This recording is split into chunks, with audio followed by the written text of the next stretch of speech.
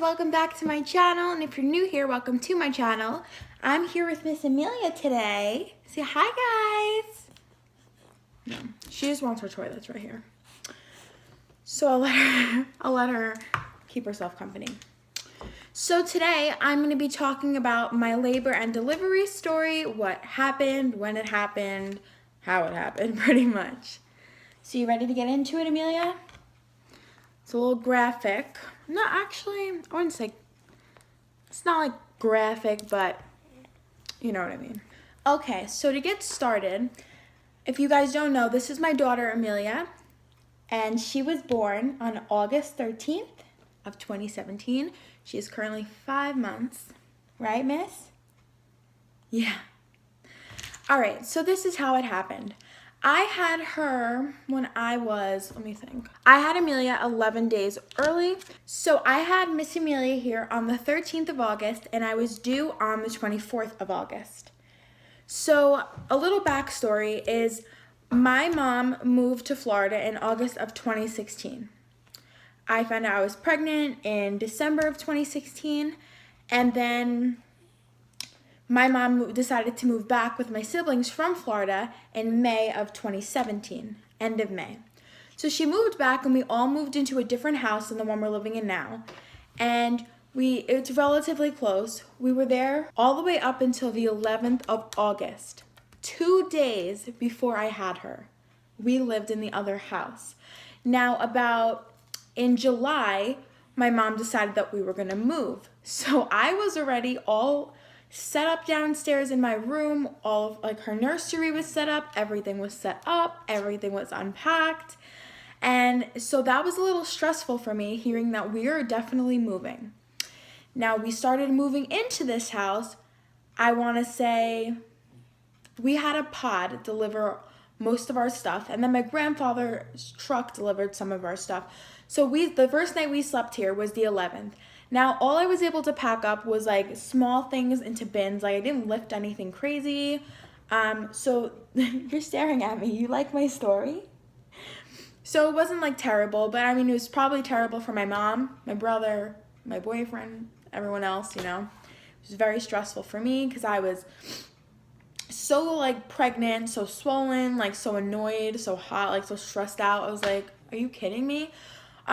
I am so grateful for moving here though. I love this house. It's beautiful.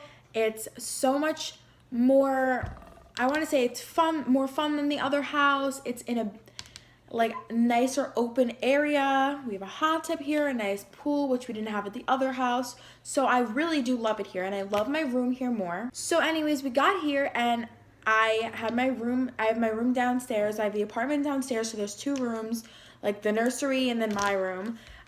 So all I did was pretty much put my bed out. I put a few things in her room, like the crib wasn't even set up yet. I was like, I'm probably gonna like have her literally past her due date. So I was like, I have time. So then on Saturday, the day before I had her, I went to Riverhead Raceway because I have been going to the racetrack ever since I started dating my boyfriend. So I went there, pregnant and all, and I was just hanging out with my friends, whatever, having fun. And I got very, very, very stressed out that night after the races were over. I was very annoyed, very pissed, like at something going on. So I was like talking to one of my friends. I was like, imagine like this makes me go into labor. Which was funny because it was coincidence because I had her the next day, but it didn't make me go into labor. So anyways, I was feeling Amelia kick all night that night. So I probably got home close to, I want to say like 1 in the morning. And she was so active until like I left the racetrack. I got home, went to sleep, woke up around, I want to say 10:30, and then I had to drop Ryan off at the racetrack again because they had another event going on Sunday. It was something called the Rusty Wallace Experience, and he was working it. So I dropped him off, got back home, and then I was like, it was around like almost 12, and I was like, I feel like I haven't felt Amelia kick at all today.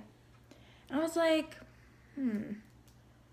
this is weird, but sometimes that would happen, and all I'd have to do is like have something sweet or lay on my left side, and then eventually I'd feel her. So I did everything. I drank like a juice box. I had like ice pops. I ate food, like was waiting and waiting. So after that, I messaged one of my friends on Facebook and I was like, I haven't really felt the baby move today. Like, is that okay? She goes, actually, that's what happened to me the day I went in labor, like the day my water broke. She goes, and then I took a warm shower after I wasn't feeling her move, a warm bath, and then my water literally broke in bed. And I was like, oh my God, I have to do that. So I did that. I took a warm bath and then I went right in the shower, which I'm so thankful that I actually did. And I was like trying like ice pops, Capri Suns, like nothing was making my daughter move. I ate, nothing made her move. So I kept mentioning it to my mom.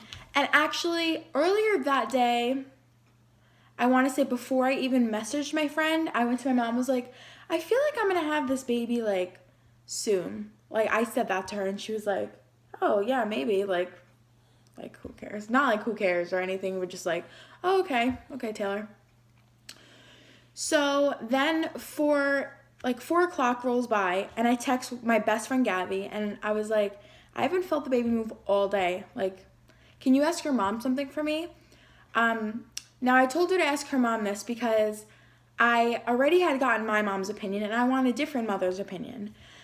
And I told her to ask, if the baby hasn't moved since last night, like, would you be worried by this point after trying everything? And her mom says, well, you better be safe than sorry. Like, I would call the doctor at least.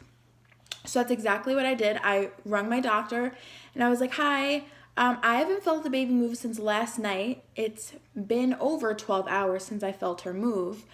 What should I do? And she was like, go straight to the hospital, like right now.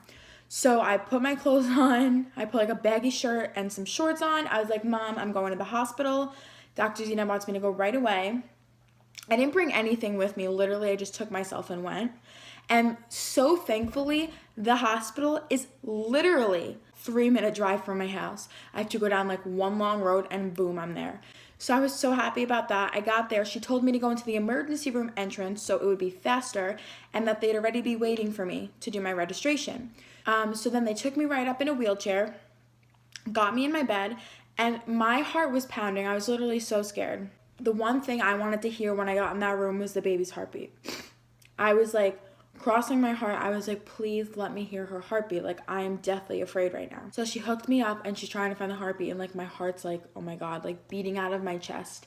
And finally she found the heartbeat. I was like, thank the Lord. I had the best nurse. Like, she was so amazing, so sweet. And the doctor wasn't there because it's her like off day. So I was in my like maternity room, whatever, my suite. And the nurses were taking care of me, like, and they hooked me up to the heartbeat and the contraction machine, and like they were able to see if she moves at all.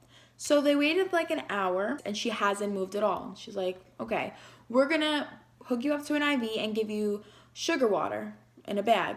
So they did. They went through 2 bags of sugar water, which one bag naturally should take 8 hours. So they gave me that and still no movement. And they kept having to readjust her heartbeat monitor on me because like they kept losing it. But like it was there. They were just like, oh, like maybe she's moving. But like she wasn't moving. And then they realized after a little bit that her heartbeat was dropping every time I'd like move a little bit. So they put some oxygen on me. And I was like, what the hell? Like that freaked me out, putting the oxygen mask on me. And once I found the heartbeat, I already called my mom and told her, like, I was like, oh, they found the heartbeat. She was like, thank God. She came to see me really quick after that, and then she left again because they were finishing moving us in. I FaceTimed my mom, and she was like, Taylor, why do you have oxygen on you? And I was like, I don't know, like, I'm scared. And I told her I'd call her back once I found something out. She was on the phone with my doctor, the nurse, and she was like, I'm going to fax you over the records of, like, the baby's heartbeat and movement, even though there was none. But before my doctor even got the fax, she had already left because she didn't like the sound of that the baby hasn't moved and that her heart rate was dropping. So once she got here, she checked if I was dilated, which I wasn't. I didn't have any contractions, nothing. And then she walked back into the room. This was the part that I was like, oh my God. She was like, Taylor, I can induce you. and I was like, oh, okay, like great, I'm going home. Like that's what I thought right away. we're having to have an emergency C-section in 30 minutes. The team will be here in 30 minutes. Call your mom, tell her to come. I was like, what? I got shivers down my spine. I was so scared. Like, I tear up thinking about this. Not only was it a shock that, like, I was having my baby, but it was like, oh my God, like, so that means, like, something's a little wrong. And also, like, I've never gotten a surgery in my life, never gotten a tooth pulled, like, anything. So that scared me the most. Like, I called my mom and I was hysterically crying. I was like, Mom, like, I'm having a C-section in 30 minutes. Get here now. She's like, What? You're having a what? and I was like, Mom, I'm literally having a C-section in 30 minutes. Get your butt here now. The next thing you guys are probably wondering, like, where was Ryan? Ryan was still at the track, and I did tell him I was going to the hospital, and I told him, like, I would let him know what was happening. So then I kept calling his phone, and he's not answering. I'm like, holy crap, why isn't he answering? So I literally had to call his mom to get in touch with him. I was like, tell Ryan I'm having this baby in 30 minutes to let him know. I already knew at that point that he wasn't going to make it there to go in the room. I knew my mom was going to be there, and that's the person that would make me feel the most comfortable. I called my nana. My mom already let her know, though. She was on her way back from this family dinner with my grandfather. And I told a few, like, my close friends. My dad, I called up and I told everyone, I was like, having the baby. I took a snapshot. I was like, see you soon, Amelia. See you soon. Like, I was so scared. I was crying. I was shaking like a freak. The doctor and whatever kept coming in. They were like, calm down, Taylor. Calm down. Like, it's going to be okay. It's going to be okay. I was like, I've never had a surgery before. I'm so scared. Like, I can't do it. Like, where's my mom?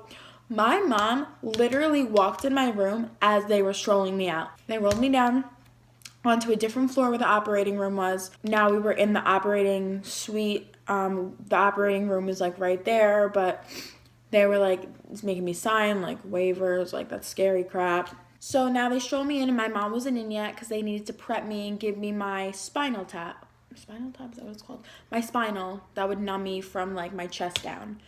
I was freaking scared for this. So I was leaning over, I was hugging a pillow, and the nurse, this nurse was a different nurse now, but she was my favorite nurse. She was phenomenal. Her name was Melissa. And she was so sweet. She calmed me down as much as she possibly could. I was holding her, hugging her with my legs, hugging her with my arms, and the pillow in between me. So the anesthesiologist, who was also very, very nice, put the numbing or whatever in me or whatever, cleaned me out, and then put the numbing. And I got an electric shock down, like, the right side of my body. And I, like, twitched, and he was like, don't move. I'm like, don't move. And he was like, where did you feel that? I was like, the right side. And he was like, all right, whatever. Like, it wasn't, like, a big deal. And then they laid me down, and I started feeling my legs, like, my toes up to my legs, like, starting to get heavy and tingly. And then they did my catheter, my urine catheter. Now at this point, after they did that, I was, like, literally numb. Like, I would tell my foot to move, and my foot, like, obviously wouldn't move because, like, I got no control over it. And then they put the thing in front of me so I couldn't see myself below my chest because they would operate behind there. And I was so scared. And then I knew they started because I heard, like, the suction thing, which is, like, what they use to, like, suck up the extra, like, blood or whatever. Like, I heard it on the vacuum thing. And then my mom walked in, and, like, we had already started, and I didn't feel a thing, so I was like, fine. My mom sat right next to me, and I was, like, talking to her the whole time. And when they were pulling her out, like, tugging her out, that's the only thing I felt, and it didn't hurt. It just felt like you're being tugged out from the inside. I was like, it felt like pressure, like, on your chest or whatever. I was like, yep, they're getting her out now, Mom. They're getting her out, like, I feel it. And she's, like, laughing at me because I'm talking, like, having this full conversation with her. And then the first thing they said was, wow, like, before they got her out, like, just when they saw her head, she has a big head, which she didn't. But then they're like, oh, wait, no, this is the problem.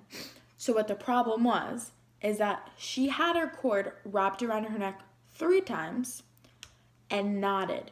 So when they pulled her out to cut it off, they restrained her even more than she already was. And when they took her out, she wasn't breathing at all. Like, she was just, like limp, so pale. And I was like, oh my God. Now, my mom told me after this happened, like, a few days later, that at that point, the anesthesiologist looked at her, like, showed her that he was putting, like, some calming medicine or whatever through my IV, so I wouldn't freak out, because I was all open and blah, blah, blah, blah, blah. They were shoving, like, tubes down her throat to try to, like, make her breathe, and whatever, trying to induce her to take her breath, and she would take a breath and then like not breathe, and then take a breath and not breathe. She had a bad APGAR score, like right when she came out. It was a terrible one. Eventually, which like it felt like forever, they finally, like she was finally breathing. My pediatrician for her was there obviously too, and they already had an ambulance waiting outside like ready to take her because my hospital doesn't have a NICU, like just in case, because like they did an emergency C-section, like they knew something was wrong, whatever. So finally they got her to breathe, and they brought her over to my mom, and my mom held her for like literally a second because they wanted to like bring her upstairs to the nursery quick to check her again. Like I got to see her for a quick second, and she was literally, this is what I asked my mom: is she cute? Who the hell cares, number one? She's obviously cute. My mom was like, yes, Taylor, she's cute. I looked over at her and like I got tears in my eyes, and I was like, and then they took her out like right away. I was like, are you kidding me, man? Like took her up to the nursery. My mom left, and then they stitched me in from the inside and then stapled me on the outside and blah, blah, blah. Then they lifted me onto my other bed when I was all done. Literally put the bucket of freaking my placenta and blood on the bed with me while they rolled me out into the recovery. And I sat in recovery by myself. I was like so sad. And then Ryan came and visited me, and my grandma came and visited me real quick. I was down in recovery for about an hour while everyone upstairs was seeing Amelia through the freaking glass, and a lot of people were there. A lot of my friends and family showed up. I was like sad, and they told me I can go back up after I could like wiggle my toes a little bit. I was trying like so hard for so long. I was like, wiggle, man, like come on, wiggle. I wasn't in any pain or anything. I was actually like so relieved and like so happy. I was like in a high or whatever. I was high off of medicine, and finally they were taking me up, and I was so excited. I was like, yes. And I went in my room, and like my brother and my sister, like a whole bunch of people were there, like Ryan's family, whatever. And they finally brought her in, and I was like, that's my baby. That's literally my baby. Now Amelia was so tiny. She was so tiny. She was 6 pounds, 5 ounces, and 18 inches long. She was so tiny and so cute and whatever. And yeah, pretty much that's what happened. She's perfectly healthy. She wound up being perfectly healthy. She was just so tiny that she got herself in a few knots, you know what I mean? And that was probably the scariest thing in my life, but I got the most beautiful little girl out of it, and I'm so grateful. And the thing that like made me like so grateful that I listened to my instinct and like other people's instinct was that my doctor said like if I would have waited till the next day, like she probably wouldn't have made it, like, which is so sad and scary. Like she would have passed away inside of me. Oh, which is so scary, and I hate talking about that because I have her. She's here. She's right next to me. She's okay. She's healthy. Perfect. Like, she's literally perfect in my eyes. So I just want to thank you guys for watching this video. I hope you enjoyed it. Please like and subscribe, and I plan on doing my next video or one of the next videos to be like pregnancy, telling my mom how they reacted, something like that. Just let me know what you guys want to see. And yeah, we'll see you soon. Bye, guys.